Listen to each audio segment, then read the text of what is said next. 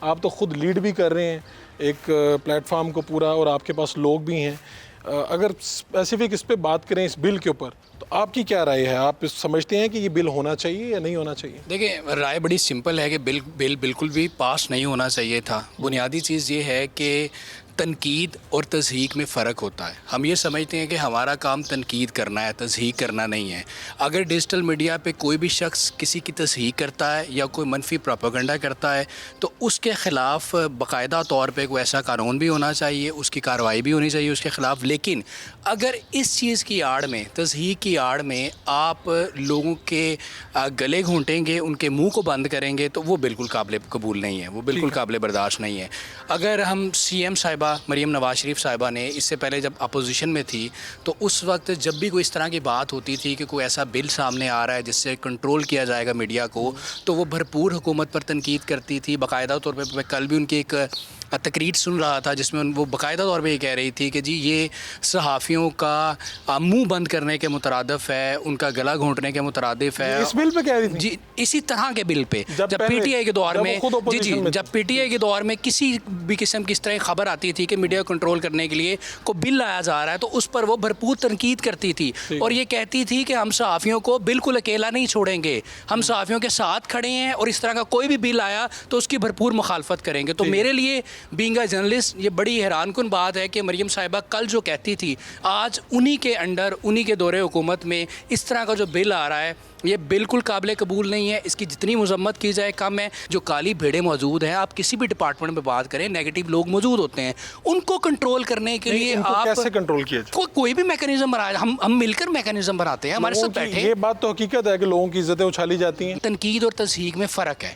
جہاں پر تصحیح کی جا رہی ہے، لوگوں کی عزتیں اچھالی جا رہی ہیں، ہم اس کے خود خلاف ہیں. ہم یہ سمجھتے ہیں کہ ہمارے درمیان جو کالی بھیڑیں ہیں ان کے خلاف کریک ڈاؤن ہونا چاہیے اور ہم بالکل ساتھ کھڑے ہیں. لیکن اگر اس طرح کا بل سامنے لایا جائے گا کہ جس سے کنٹرول کیا جائے میڈیا کو، تو یہ ہم بالکل ہونے نہیں دیں گے. ہم اپنے آئینی اور قانونی راستہ بنائیں گے. جہاں تک ہو سکتا ہے ہم کورٹ میں بھی جائیں گے، ہم احتجاج بھی کریں گے اور ہم اس کی ہر فورم پر بھرپور مخالفت کریں گے.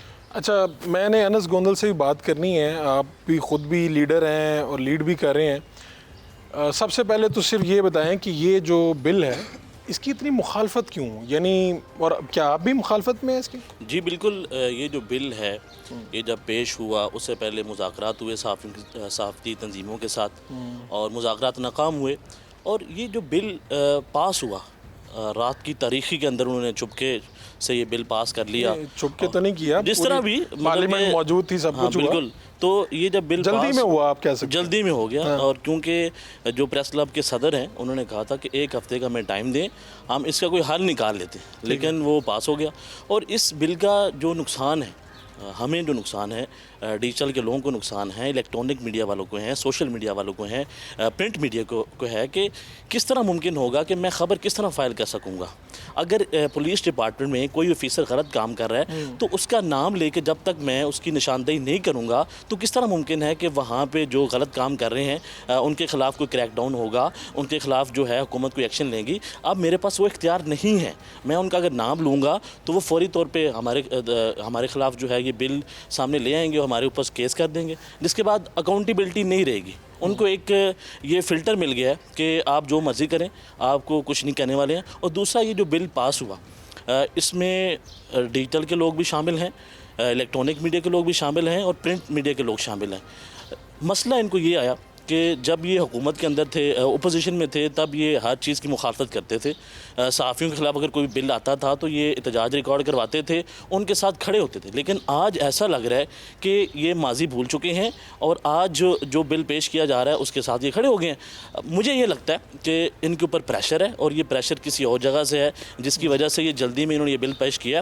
اور اس بل کے نقصانات کیا ہوں گے کہ کرائم بڑھتا چلا جائے گا، لوگوں کی جو آواز ہے وہ بند ہو جائے گی. جو صحافی جس طرح آپ بات کرنا چاہتے ہوں گے کسی کی نشاندہی پہ، تو وہ کل کو آگے کھڑا ہو جائے گا، جی آپ نے میرا نام، مجھے نقصان پہنچایا، تو آپ کورٹ میں چلے جائیں. اور اس کے بعد 30 لاکھ کا جرمانہ اور 3 سال جو ہے وہ آپ کو قید ہو سکتی ہے. اور ویسے یہ 30 لاکھ سے بڑھ بھی سکتا ہے، 30 لاکھ تو بتایا گیا، یہاں سے سٹارٹ ہوگا اور آگے چلتا جائے گا. اور اس کے علاوہ پھر 180 دن کے اندر جو ہے وہ ٹریبیونل نے اس کا فیصلہ کرنا ہے. تو اس کے دوران جو بھی ہوگا وہ آپ آنر نہیں کر سکتے ہیں، اس کو سزا ہونی ہے. اب یہ ہمیں دیکھنا پڑے گا کہ اس طرح کے کام کر کے صحافیوں کے خلاف کیا آپ کو لگتا ہے کہ آپ ہمدردی حاصل کر لیں گے؟ ٹھیک ہے، کیا آپ کہہ رہے ہیں کہ یہ آواز دبانے کی ایک سازش ہے؟ ایسا مریم اکرام بےتاب ہے کچھ کہنے کے لیے. ایسا کرنے سے کیا ہماری معیشت مضبوط ہو جائے گی؟ کیا ایسا کرنے سے جو مسائل ہیں وہ حل ہو جائیں گے؟ اگر آپ نے ٹویٹر بند کر دیا ہے، کیا آپ کو لگتا ہے کہ پاکستان کے اندر تبدیلی آ چکی ہے، عوام کو ریلیف ملنا شروع ہو گیا ہے؟ تو اس کا نقصان ہی ہے، فائدہ کوئی نہیں ہے، اور ہم اس کی مخالفت کرتے ہیں اور ہر پلیٹ فارم پہ جا کے ہم ان کے خلاف احتجاج ریکارڈ کروائیں گے. زبردست.